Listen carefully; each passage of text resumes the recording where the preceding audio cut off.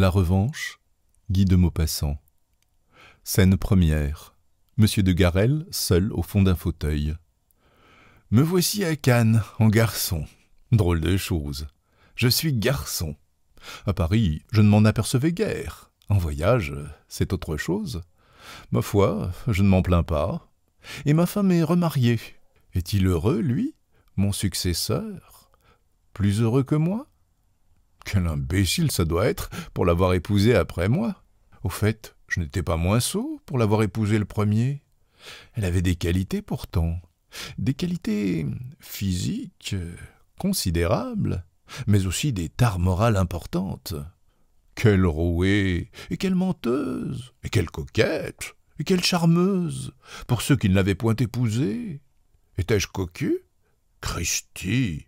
Quelle torture de se demander cela du matin au soir, sans obtenir de certitude. En ai-je fait des marches et des démarches, pour l'épier, sans rien savoir. Dans tous les cas, si j'étais cocu, je ne le suis plus, grâce à Naquet. Comme c'est facile tout de même, le divorce. Ça m'a coûté une cravache de 10 francs et une courbature dans le bras droit, sans compter le plaisir de taper à cœur, que veux-tu, sur une femme que je soupçonnais fortement de me tromper. Quelle pile, quelle pile! Il se lève en riant et fait quelques pas, puis se rassied. Il est vrai que le jugement a été prononcé à son bénéfice et à mon préjudice. Mais quelle pile! Maintenant, je vais passer l'hiver dans le Midi, en garçon. Quelle chance! N'est-ce pas charmant de voyager avec l'éternel espoir de l'amour qui rôde? Que vais-je rencontrer dans cet hôtel tout à l'heure? Ou sur la Croisette? Ou dans la rue peut-être? Où est-elle, celle qui m'aimera demain et que j'aimerai? Comment seront ses yeux, ses lèvres, ses cheveux, son sourire? Comment sera-t-elle, la première femme qui me tendra sa bouche et que j'envelopperai dans mes bras? Brune ou blonde? Grande ou petite? Rieuse ou sévère? Grasse ou... Elle sera grasse. Oh, comme je plains ceux qui ne connaissent pas, qui ne connaissent plus le charme exquis de l'attente. La vraie femme que j'aime, moi, c'est l'inconnue, l'espérée, la désirée, celle qui hante mon cœur sans que mes yeux aient vu sa forme et dont la séduction s'accroît de toutes les perfections rêvées. Où est-elle? Dans cet hôtel? Derrière cette porte? Dans une des chambres de cette maison? Tout près? Ou loin encore? Qu'importe, pourvu que je la désire, pourvu que je sois certain de la rencontrer. Je la rencontrerai, assurément, aujourd'hui ou demain, cette semaine ou la suivante, tôt ou tard, mais il faudra bien que je la trouve. Et j'aurai, tout entière, la joie délicieuse du premier baiser, des premières caresses, toute la griserie des découvertes amoureuses, tout le mystère de l'inexploré, aussi charmant le premier jour qu'une virginité conquise. Oh, les imbéciles qui ne comprennent pas l'adorable sensation des voiles levés pour la première fois. Oh, les imbéciles qui se marient, car ces voiles-là, il ne faut pas les lever trop souvent sur le même spectacle. Tiens, une femme. Une femme traverse le fond du promenoir, élégante, fine, la taille cambrée, bigre. Elle a de la taille et de l'allure. Tâchons de voir la tête. Elle passe près de lui, sans l'apercevoir, enfoncée dans son fauteuil. Il murmure « Sacré nom d'un chien! C'est ma femme? Ma femme? Ou plutôt non, la femme de Chantevert. Elle est jolie tout de même, la gueuse. Est-ce que je vais avoir envie de la répouser maintenant? Bon, elle s'est assise et elle prend Gil Blas. Faisons le mort. Ma femme? Quel drôle d'effet ça m'a produit! Ma femme! Au fait, voici 1 an, plus d'1 an, qu'elle n'a été ma femme. Oui, elle avait des qualités physiques considérables. Quelles jambes! J'en ai des frissons, rien que d'y penser. Et une poitrine d'infini. Ouf! Dans les premiers temps, Nous jouions à l'exercice. Gauche, droite, gauche, droite. Quelle poitrine! Gauche ou droite, ça se valait. Mais quelle teigne au moral! A-t-elle eu des amants? En ai-je souffert de ce doute-là? Maintenant, zut, ça ne me regarde plus. Je n'ai jamais vu une créature plus séduisante quand elle entrait au lit. Elle avait une manière de sauter dessus et de se glisser dans les draps. Bon, je vais redevenir amoureux d'elle, si je lui parlais. Mais que lui dirais-je? Et puis, elle va crier au secours au sujet de la pile. Quelle pile? J'ai peut-être été un peu brutal, tout de même. Si je lui parlais, ce serait drôle et crâne, après tout. Sacrebleu, oui, je lui parlerai. Et même si je suis vraiment fort, nous verrons bien. Scène 2. Il s'approche de la jeune femme qui lit avec attention Gil Blas et, d'une voix douce, « Me permettez-vous, madame, de me rappeler à votre souvenir ?» Madame de Chantevert lève brusquement la tête, pousse un cri et veut s'enfuir. Il lui barre le chemin et, humblement, « Vous n'avez rien à craindre, madame, je ne suis plus votre mari. » Madame de Chantevert. « Oh, vous osez, après ce qui s'est passé. » Monsieur de Garel. « J'ose, et je n'ose pas, enfin, expliquez ça comme vous voudrez. Quand je vous ai aperçu, il m'a été impossible de ne pas venir vous parler. » Madame de Chantevert. « J'espère que cette plaisanterie est terminée, n'est-ce pas? » Monsieur de Garel. « Ce n'est point une plaisanterie, madame. » Madame de Chantevert. « Une gageure, alors, à moins que ce ne soit une simple insolence. D'ailleurs, un homme qui frappe une femme est capable de tout. » Monsieur de Garel. « Vous êtes dure, madame. Vous ne devriez pas, cependant, me semble-t-il, me reprocher aujourd'hui un emportement que je regrette d'ailleurs.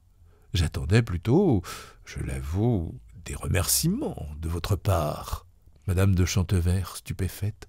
« Ah ça, vous êtes fou?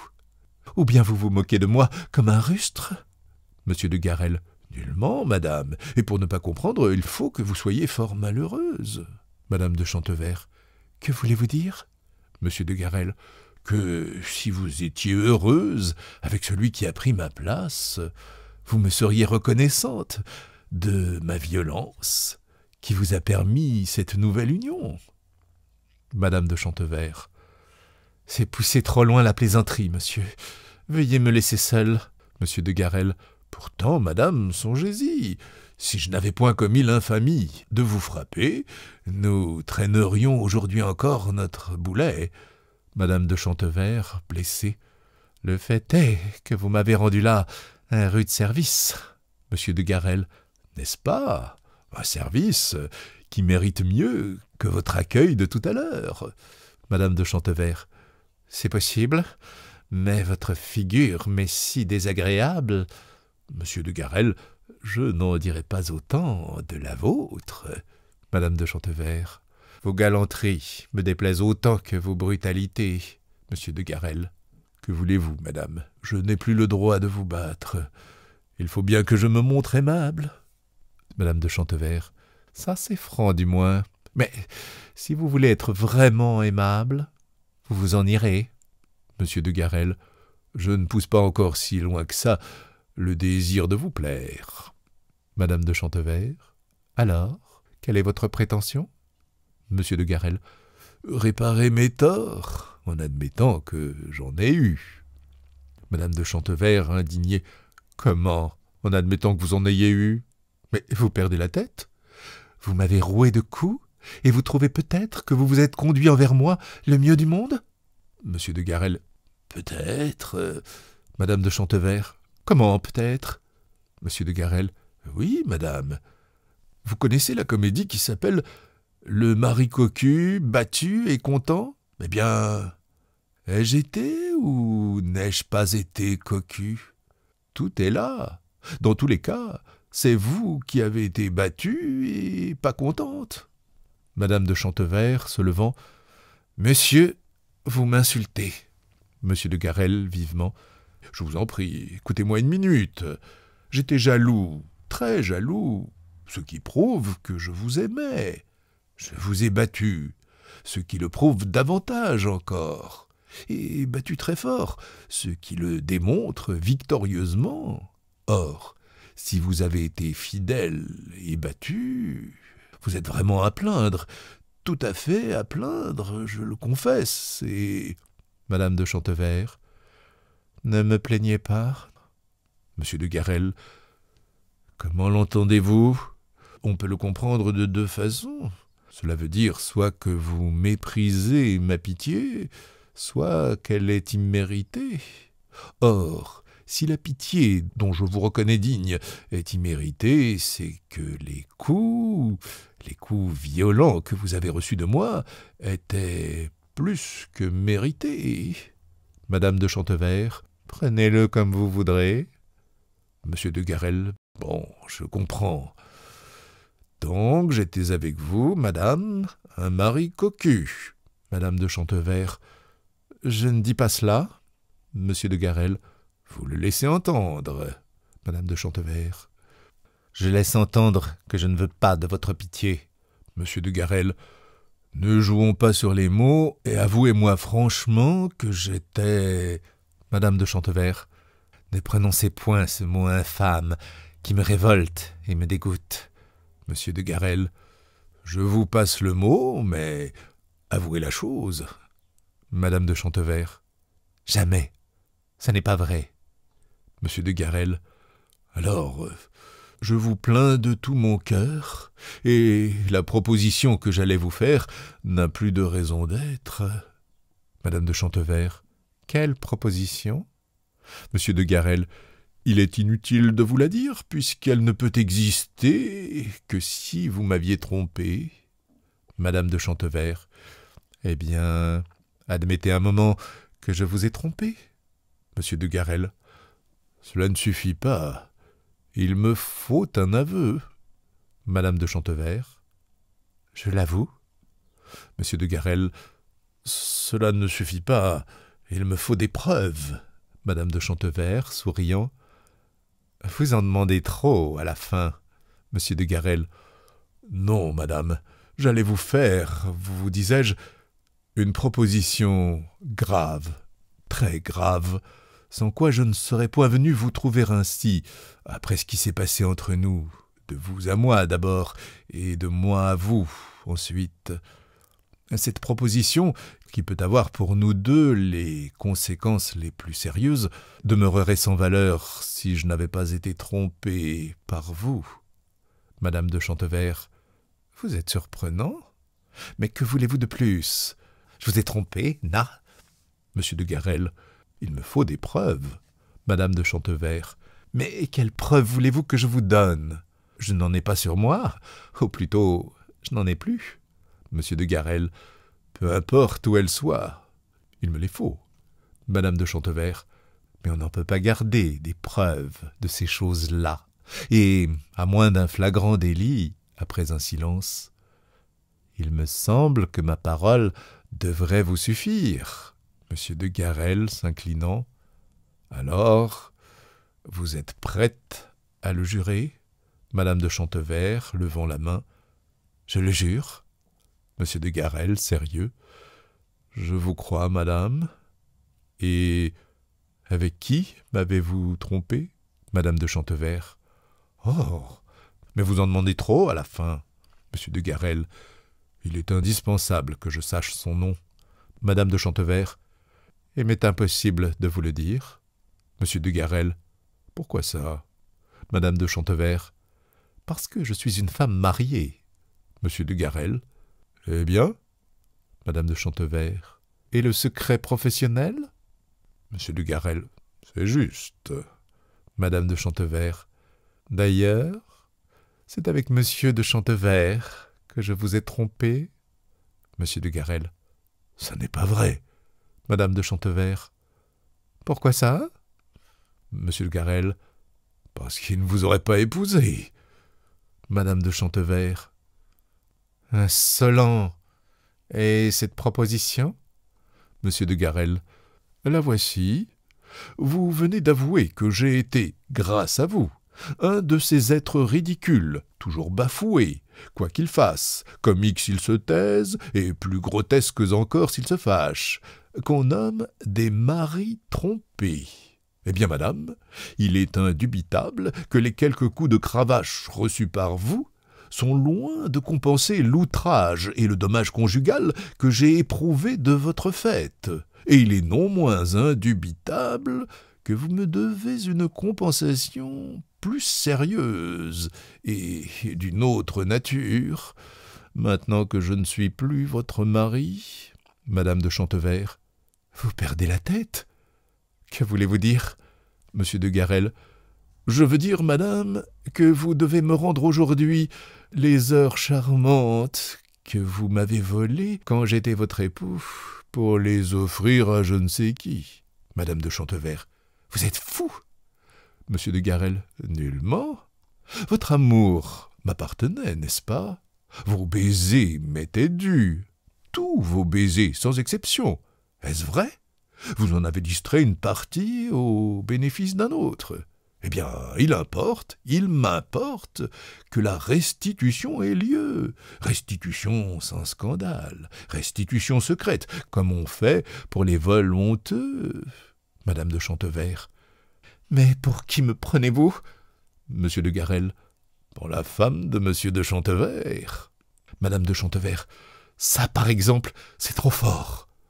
Monsieur de Garel. Pardon, celui qui m'a trompé vous a bien prise pour la femme de monsieur de Garel. Il est juste que mon tour arrive. Ce qui est trop fort, c'est de refuser de rendre ce qui est légitimement dû. Madame de Chantevert. Et si je vous disais oui, vous pourriez, monsieur de Garel. Mais certainement. Madame de Chantevert. Alors, à quoi aurait servi le divorce? Monsieur de Garel. À raviver notre amour. Madame de Chantevert. Vous ne m'avez jamais aimé. Monsieur de Garel. Je vous en donne pourtant une rude preuve. Madame de Chantevert. Laquelle?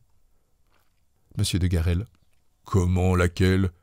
Quand un homme est assez fou pour proposer à une femme de l'épouser d'abord et de devenir son amant ensuite, cela prouve qu'il aime, ou je ne m'y connais pas en amour. Madame de Chantevert. Oh, ne confondons pas. Épouser une femme prouve l'amour ou le désir, mais la prendre comme maîtresse ne prouve rien que le mépris.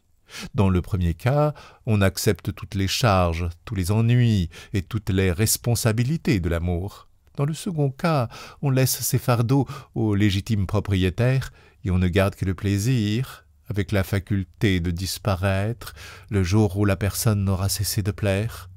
Cela ne se ressemble guère. Monsieur de Garel. Ma chère amie, vous raisonnez fort mal.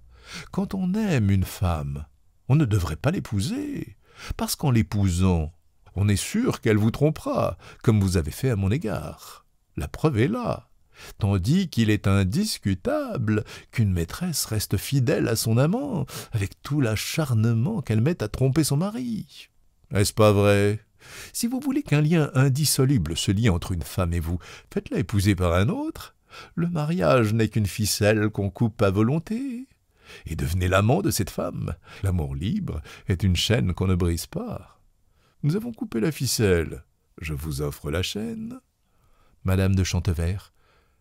Vous êtes drôle, mais je refuse. Monsieur de Garel. Alors, je préviendrai monsieur de Chantevert. Madame de Chantevert. Vous le préviendrez de quoi? Monsieur de Garel. Je lui dirai que vous m'avez trompé. Madame de Chantevert. Que je vous ai trompé, vous? Monsieur de Garel. Oui, quand vous étiez ma femme. Madame de Chantevert. Eh bien? Monsieur de Garel. Eh bien, il ne vous le pardonnera pas. Madame de Chantevert. Lui? Monsieur de Garel.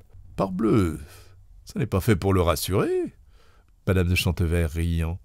Ne faites pas ça, Henri. Une voix dans l'escalier appelant Mathilde. Madame de Chantevert bas. Mon mari. Adieu. Monsieur de Garel se levant. Je vais vous conduire près de lui et me présenter.